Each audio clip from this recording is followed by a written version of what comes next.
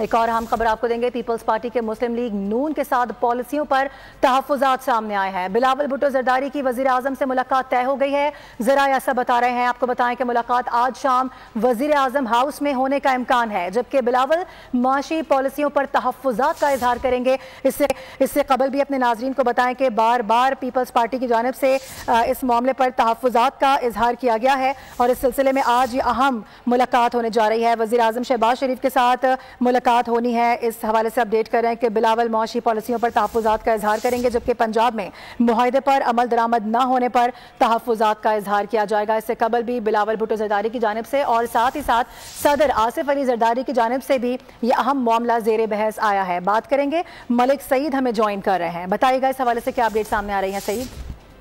बिल्कुल, peoples party के मुस्लिम league नून की पॉलिसियों पर तहफ़्फ़ुज़ात हैं और इस हवाले से अहम पेशरफ्त यह है कि चेयरमैन पीपल्स पार्टी बिलावल भुट्टो ज़रदारी आज शाम को वज़ीर आज़म शहबाज शरीफ से मुलाकात करेंगे और मुलाकात जो है वज़ीर आज़म हाउस में होने का इम्कान है। ज़राए के मुताबिक बिलावल भुट्टो ज़रदारी हुकूमत की माशी पॉलिसियों पर तहफ़्फ़ुज़ात का इज़हार करेंगे।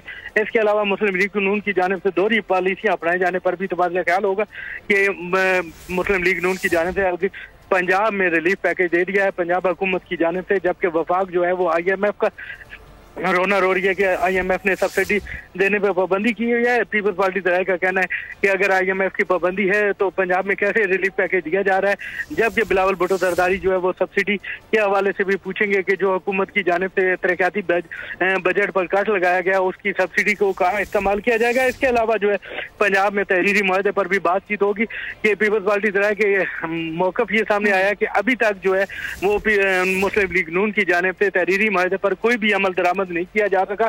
बहुत सारी इजलास भी हुए, ब्रीफिंग भी हुई, उसके बाद तहफ़्फ़ुज़ात का भी इज़हार हुआ। इस अहम मामले पर आप आगाह कर रहे थे, बेहद शुक्रिया आपका।